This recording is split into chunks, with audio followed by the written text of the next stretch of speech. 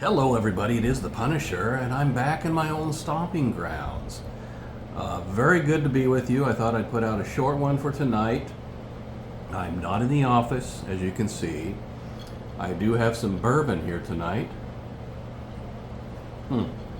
It is appropriately called the Rabbit Hole, because between today and Friday, I do plan to put out one on Friday. That's my plan. We will be delving down into the rabbit hole just a little bit. First, let's give a congratulations on the nomination of Vice President J.D. Vance as President Trump's running mate. We have a winning team, is what it looks like here. And now, I think I got to watch that movie. I hadn't really paid attention to the book that he wrote. The Hillbilly Effigy, I guess it is. And there was a movie that was made after it with Amy Adams. So I heard it was good. Now I got to check it out. Anyway, a lot of developments since the attempted assassination. And boy, that story is going nowhere but downhill at the failures, incredible failures across the board. But perhaps the largest failure is the fact that the Secret Service knew of a credible threat like an hour before. And they knew it was... This is incredible. This guy was on the ground. Under no circumstances in American history, given the hint of a threat, would they have brought the president on stage. Not a chance. But lots of stories coming out about this kid. Why did he have no social media? We know a kid that's 20 years old's got something going on.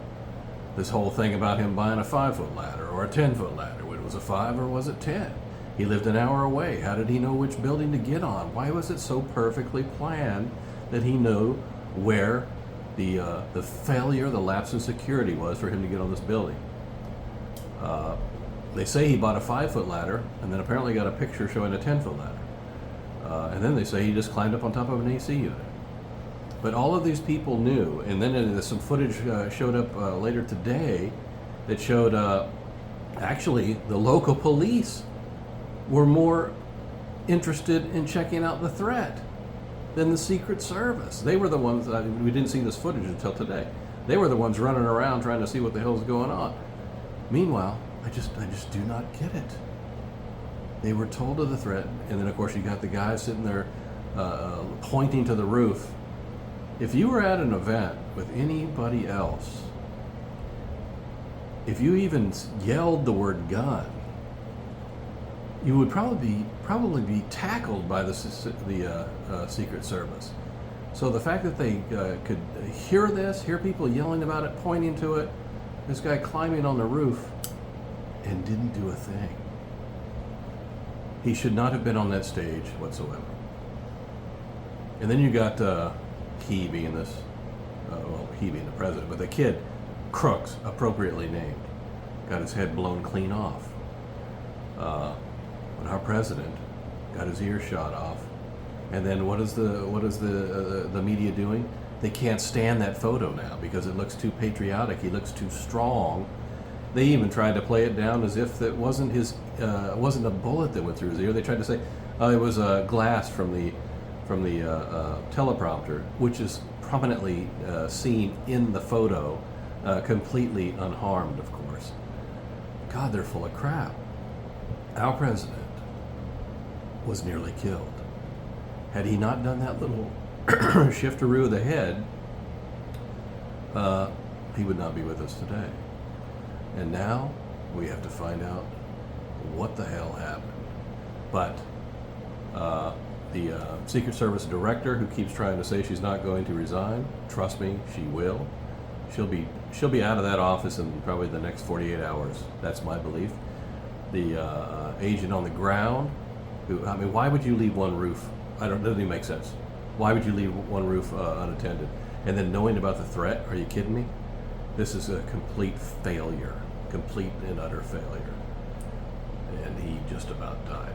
But you got liberals saying, oh, the bandage is too big. Oh my God. They're afraid he's going to get sympathy. He nearly lost his life, and they're worried about sympathy. Meanwhile, the effort continues to try and push Biden out. There was a short few hours where they said, it's the end of that game. They're not going to worry about trying to push him out. Oh no, it's full force now. Now it might even be worse than it was before. They want him gone. He's going to be gone. So he'll be gone soon, even though it wasn't last Friday like I thought. So anyway, I'm back, chilling out with this. By the way, I had an interesting comment from a fan who said my audio sucks, and I was like, "Well, which audio?" Basically, it narrowed down to audio that comes from these impromptu ones, the shorts, and the probably the podcast where I'm using a camera that has a mic on it. Unlike the ones in my office where I have a professional Rode mic, a boom mic, which is spectacular. So I knew it couldn't possibly be those. But I will say, I apologize to you if my audio is sometimes crappy, but when I'm looking at the cell phone and doing these impromptu ones, you're going to get some crappy audio. But I'll tell you this, I'll bet you can hear my voice. And so with that, I hope that everybody's having a wonderful hump day. And there will be more. I'm sure I'll be touching on some of these same subjects on Friday, but I'll have some imagery on the screen, and we'll talk about it in a little bit more detail. So, you know it. I know it. The American people know it.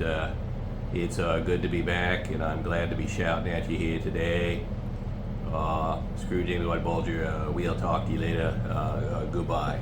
Cheers, mate.